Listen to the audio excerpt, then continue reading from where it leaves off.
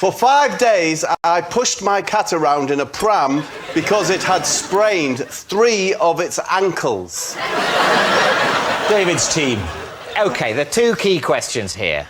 How did it sprain 3 of its ankles, and why was it necessary for it to be so mobile during its recovery period? OK, I'll address those. One of my children, my eldest boy, didn't throw a tyre at it, but threw a car tyre, and it hit the cat. He threw the tyre recreationally, and the cat got in the way. How did one ankle survive?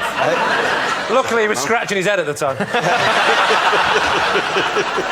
OK, so the tyre hits the cat. Yes. 75% of the cat's ankles are, did you say sprained? Well, they were bruised, and we were told that he mustn't walk. So you were told he mustn't walk, but he needed still to travel. Of course he did, yes. It was my younger boy's buggy we put him in. Right. Because you could strap him in. You could strap the cat into the buggy? Yeah. How did you strap the cat into the buggy? Using the straps, and the only journey he had to make was to the litter tray.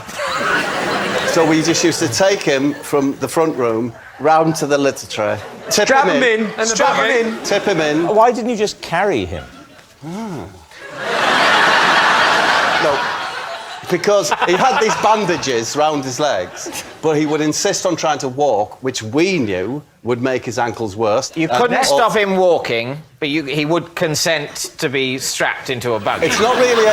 When it comes to pets, it's not really a matter of consent, David. Never use the phrase, when it comes to pets, it's not a matter of consent. You can get into all sorts of problems with that.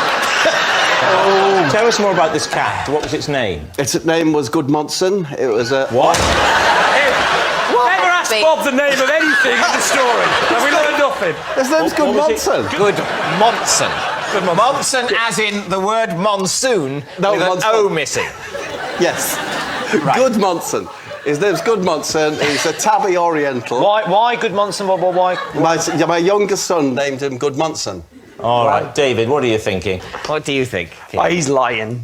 You think he's lying? Yep, lying. You think he's a... Well, this is a superb moment. I have unanimity from the team, so let's say it's a lie. We'll say it's a lie. Bob Gudmundsson, truth or lie? I am telling a lie. As a teenager, I used to terrorise my neighbourhood with a game I invented called Theft and Shrubbery. What were the rules of theft and shrubbery? Can I first of all say my memories of this are a bit sketchy? Always handy for this game. Yeah.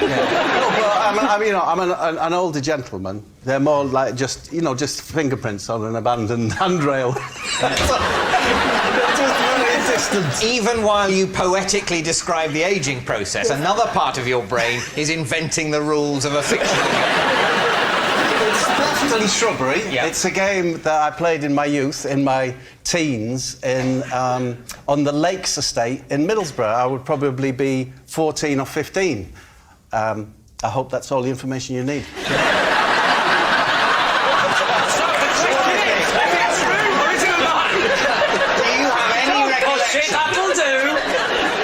As to what this game involved. Yes, of course. Of course. In which case, I'm satisfied and there's no need to tell me.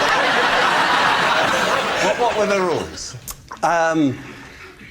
There would have to be a gang of you. I would usually be with Staver and Bagger. I didn't realise you knew hobbits as a child. Neil Overall, Jerry Dungaree's son. Of course, he didn't take his father's name. Hated him. So, and Gary Cheeseman would be there. The reason he was called Cheesy is because his mum used to give him a cheese. Do you know the cheese slice? Yeah. To take out with him when we were hanging around the shops and that, because she thought it was good for spots. And she'd want him to put a cheese slice. Surely it's because of his surname Cheeseman. No. Surely that was part of it. Do you know, Gary Cheeseman was a big lad, yeah? A very big head. A sniper's dream, they used to call him. He's such a nice... The thing is, he's such a nice lad. And he was a... I love these points in the show where we say, Bob, let's all gather round the fireside and you can tell us tales of your youth. So the rules of the game. Of course you will not. Theft The and rules of shrubbery. the game. Theft and Shrubbery. shrubbery.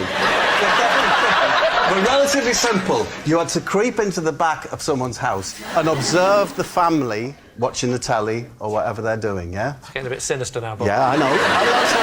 Is this at night? This is on the evening time, yeah. So the family, as it were, backlit by the domestic lighting. It's beautiful. Yeah. And then you'd find one where the curtains were open, yeah? Go to the rear of the garden and then you'd slowly walk towards the window, right?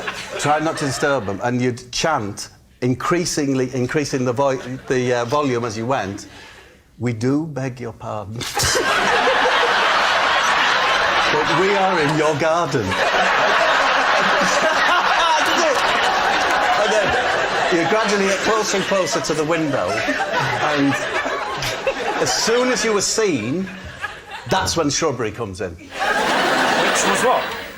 You were not allowed to escape via the front of the property. You had to go across all the fences. Because you're teenage, what you're really waiting for is someone to make a noise or give yourself away, so that you all have to go run through all the gardens. That's the shrubbery part. That's the shrubbery What's the part. theft part? The theft is we just always felt that we were stealing something from them. I don't know. privacy. Their privacy, their dignity.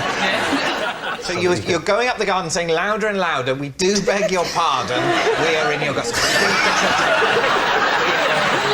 We do beg your pardon, we are in your garden. You're shouting. How loud did you Elderly get? people who are hard of hearing, you could be going, "We do beg your pardon, we are in your garden," before they notice it. Yeah.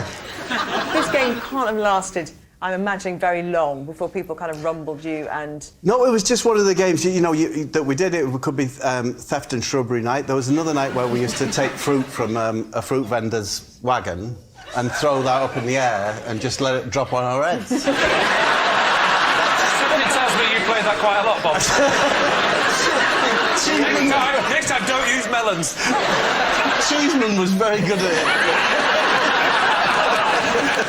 So what do you think, David? Steve, what do you My think? concern is that the details are so utterly believable and sound like they're real that if it wasn't actually a game, he spent an awful lot of time looking through people's windows. I'm coming down on the side of truth. Yeah, I know it sounds odd, but I just believe it. You're going to say truth? Yeah. OK, so, theft and shrubbery. Bob, truth or lie? I was telling the truth.